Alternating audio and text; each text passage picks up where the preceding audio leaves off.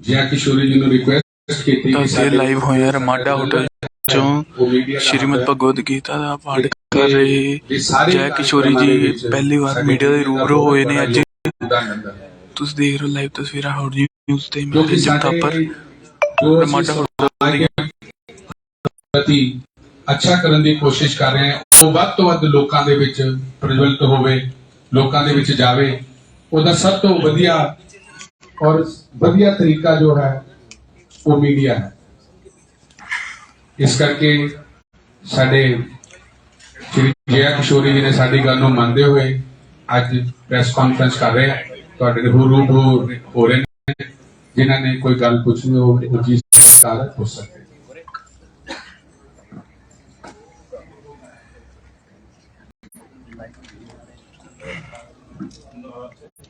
आप पहले तो पंजाब में आपका स्वागत है। पंजाब में आकर आपको कैसा लग रहा है और जो कथा चल रही है जो समागम चल रहा है उसके बारे में थोड़ा पीछे करा किधर बहुत अच्छा लग रहा है।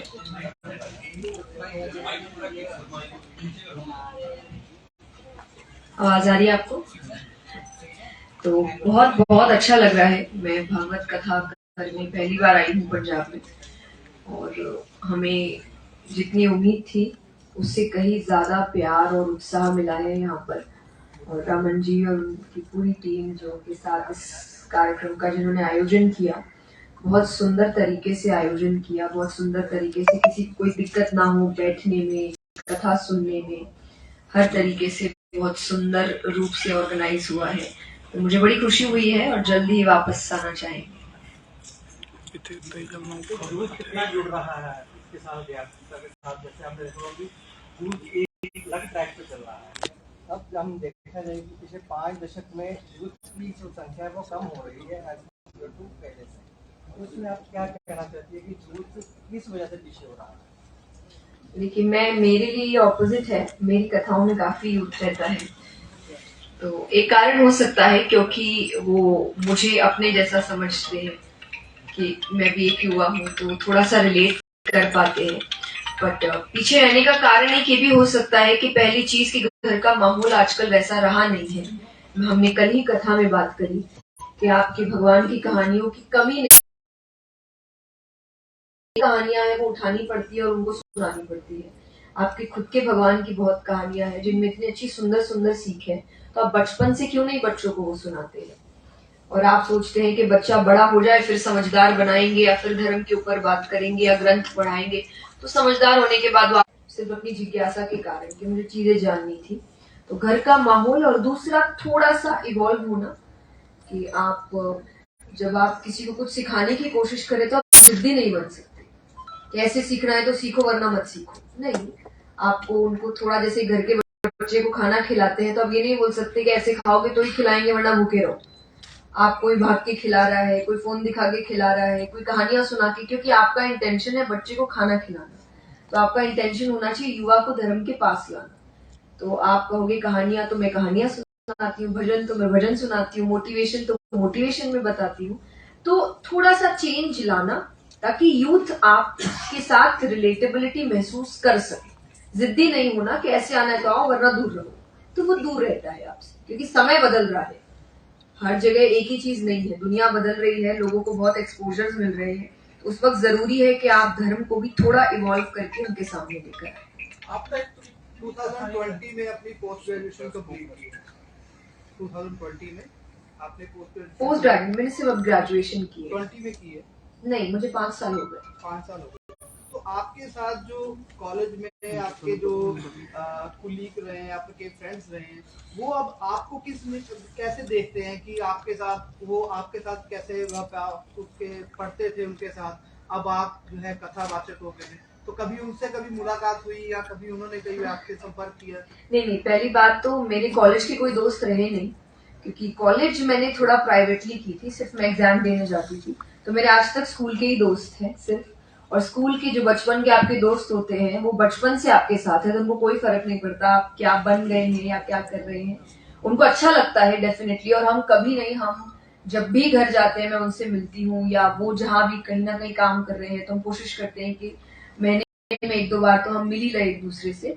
तो वो अच्छा लगता है, कोई बदलाव नहीं है क्योंकि बचपन की दोस्ती में बदलाव आते हैं। देश में अगर हिंदुत्व की बात की जाती है तो क्या उस पर राजनीति होनी चाहिए? राजनीति के ऊपर देखिए मैं कुछ जानती राजनीति नहीं, में पर नहीं, मैं ये कहूंगी हिंदुत्व कि की बात। राजनीति के ऊपर मैंने एक प्रसंग जरूर हमने बात करी थी कि राजनीति खराब नहीं है अगर कृष्ण सी करी जाए तो। वही कर, हिंदुत्व हाँ की जी, बात की जाए तो अगर उस पर भी अगर कृष्ण ने धर्म के लिए ही महाभारत में राजनीति करी, जी, तो अगर आप कर भी रहे हैं तो कृष्ण सी करे, वो जो सीख देकर कर रहे करे तो अच्छा रहेगा। अगर उसके अगेंस्ट होकर करते हैं तो शायद चीजें खराब होती है। आपने कहा कि धर्म जरूरी है जी, तो हिंदुत्व की बात की जाती है कि धर्म रहेगा तो देश रहेगा, ऐसा कुछ बात कहा जाता है, तो कुछ लोग उस पर समझ ज्यादा रहे हैं या आप अगर कुछ गलत हो रहा है तो आवाज उठाने की कोशिश कर रहे हैं, पर भक्ति हमेशा से थी। तो आई थिंक जागरूकता अभी ज्यादा हो रही है, जानते हमेशा से थे, तो अच्छी बात है, चाहे अब वो कोई भी माध्यम हो सकता है। जी, तो जया शर्मा की जया किशोरी तक का सफर कैसा? सफर अच्छा रहा, बहुत मेहनती रहा, बहुत काम करना पड़ा क्योंकि मैंने 2 जिंदगियां एक साथ जी है। अब मैं पूर्ण रूप से अध्यात्म में हूँ, पर ग्रेजुएशन तक मेरी 2 अलग जिंदगी चल रही थी। एक तरफ मैंने बीकॉम किया तो कॉमर्स की पढ़ाई होती थी और एक तरफ अध्यात्म की, दोनों अलग दुनियाएं हैं। तो बहुत मेहनत लगी, बहुत परेशानी भी हुई, लेकिन ठीक है, अच्छी बात है। देश में धर्म को एक अलग परिभाषा दी जा रही है, राजनीतिक तौर से नहीं, मैं अलग बात करूंगा धर्म के रिलेटेड ही। कई प्रचारक, हिंदू प्रचारक ये कहते हैं कि सिर्फ हिंदुस्तान में हिंदू का ही प्रचार होना चाहिए।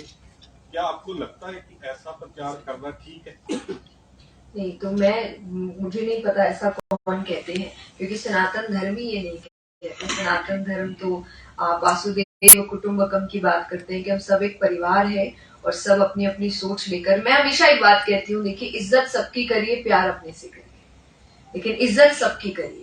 कि आप अगर किसी की एक सोच है तो मैं आपकी सोच की इज्जत करती हूँ, लेकिन मैं आपसे वही एक्सपेक्टेशन वापसी रखती हूँ कि आप मेरी सोच या मेरी भावना उसकी इज्जत करेंगे। तो ऐसे ही परिवार भी चलता है।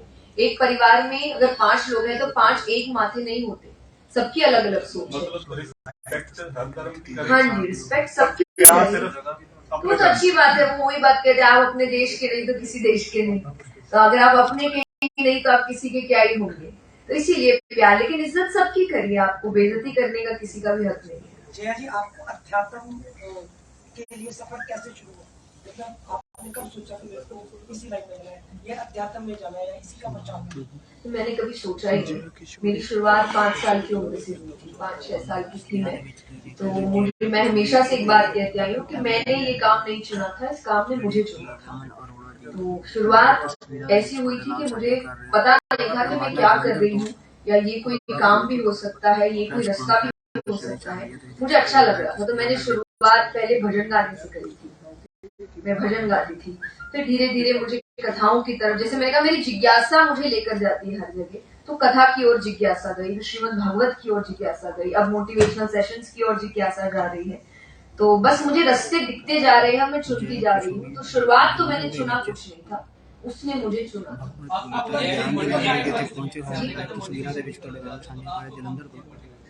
मुझे एक्चुअली आप लोग मोटिवेट करते हैं, यानी जो मुझे सुन रहे हैं, जब मुझे रिस्पॉन्स अच्छा मिलता है और मुझे ऐसा कुछ लोग आकर बताते हैं कि आपकी बात ने ये चेंज कर दिया या आपकी बात ने मुझे फेलियर से, तो मुझे ऐसा लगता है कि नहीं, मेहनत काम आ रही है।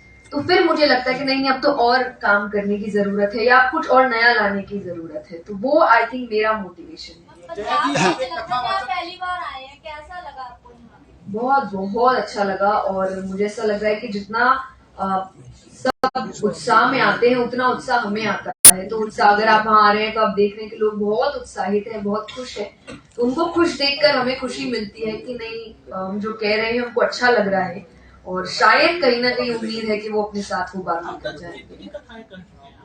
नहीं पता थोड़ी, क्योंकि हम अभी भी हम, जैसे मैं मारवाड़ी हूँ तो मैं हम गिनते नहीं है। जया मैम, कहा जाता है आजकल जो थोड़ी सी पॉलिटिक्स भी होती है कि भगवान की फोटो को ऊपर लगाना है, आसन ऊपर देना है, खुद नीचे बैठना है। तो जो आप कथा करते हैं, वहाँ लड्डू गोपाल जी को अपने बराबर आप सामने रख के करते हैं, तो उसको आप कैसे देखते हैं? ये एक परंपरा का, जिसको हम व्यासपीठ कहते हैं, ये सबसे उच्च स्थान माना गया है। वेद व्यास जी महाराज जो कथा कर रहे हैं, तो इस वजह से वो उच्च स्थान माना जाता है और उसमें भगवान किया जाता है कि उस स्थान की आप लाज रखिएगा रोज, क्योंकि आप अगर वहां आ रहे हैं तो आप मुझे नहीं पूज रहे हैं, क्योंकि आपने देखा होगा लोग वो मुझे नहीं पूज रहे हैं, वो एक्चुअली उस स्थान को पूज रहे हैं। उस स्थान में कोई और भी बैठा होगा तो पूजेंगे, क्योंकि उस स्थान को व्यास पीठ कहते हैं, द अल्टीमेट प्लेस।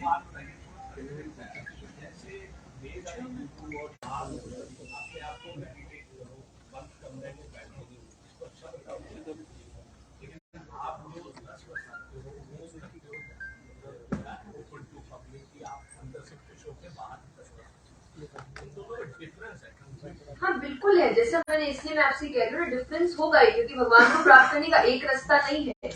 आप अंदर कमरे में बंद होकर भी प्राप्त कर सकते हैं, आप नृत्य करके भी प्राप्त कर सकते हैं, आप मेडिटेट मंत्रों का उच्चारण करके भी कर सकते हैं, आप पूजा पाठ करके कर सकते हैं, और आप कुछ भी नहीं करके सिर्फ कर्म करके भी कर सकते हैं। कि मैं पूजा पाठ में नहीं, मैं कर्म पर विश्वास रखता हूँ, वो भी भगवान को प्राप्त कर सकता है। रास्ते बहुत है, आपको एक रास्ता नहीं, इसलिए मैंने कहा जिद्दी नहीं होना है कि ये है तो ही भगवान मिलेगा। ये बहुत रास्ते, 24 अवतार लिए भगवान ने। जैसी धर्म की बात हो रही हर तरफ, किसी एक धर्म की हिंदू, सिख, मुस्लिम, ईसाई, सभी लोग धर्म की बात कर रहे हैं। क्या असल में जो हम लोगों में होनी चाहिए वो धर्म की बात आप देख रहे हैं? मैं आपका क्वेश्चन वैसे ठीक से समझी नहीं, पर अगर आप लाइव पंजाबी टीवी से हूं मैं, चरण है। धर्म की बात बहुत जोश जोश, धर्म की बात सभी करते हैं, हिंदू, मुस्लिम, सिख, ईसाई सभी करते हैं, अपने अपने तरीके से करना चाहिए। हमारा देश ही ऐसा है, सबको आजादी है। लेकिन जो धर्म का पाठ पढ़ाया जा रहा है, जो धर्म असल में है, जो धर्म की डेफिनेशन है, क्या वो हम में होता है। जो भी रास्ता आप चाहे अपने गुरु से समझिए, आप ग्रंथों से समझिए, आप जो भक्त बन चुके हैं उससे समझिए। किशोरी शब्द है, ये मेरे जो गुरुजी थे उन्होंने मेरा ये नाम रखा था, और ये नाम भी उन्होंने कोई ऐसा नहीं क्योंकि उन्हें नहीं, मैं बहुत छोटी थी उस वक्त, बहुत छोटी, मतलब मैंने कुछ शुरू भी नहीं किया था। तो मैं मैं उनके घर जाती थी, और वो मतलब उस वक्त तो मैं कुछ सीखती भी नहीं थी, पर वो नाम से मैंने उनको अपना गुरु, मेरे पिता जाते थे, तो उन्होंने मुझे जैसे कहा कि जैसे लड़के को कान्हा कहा जाता है तो बेटी को राधा क्यों नहीं कहते, तो उन्होंने वो मुझे किशोरी बुलाते थे। जय जी, एक सिंपल क्वेश्चन है, बागेश्वर धाम के बारे में आजकल बहुत ही चर्चा होती नजर आ रही है।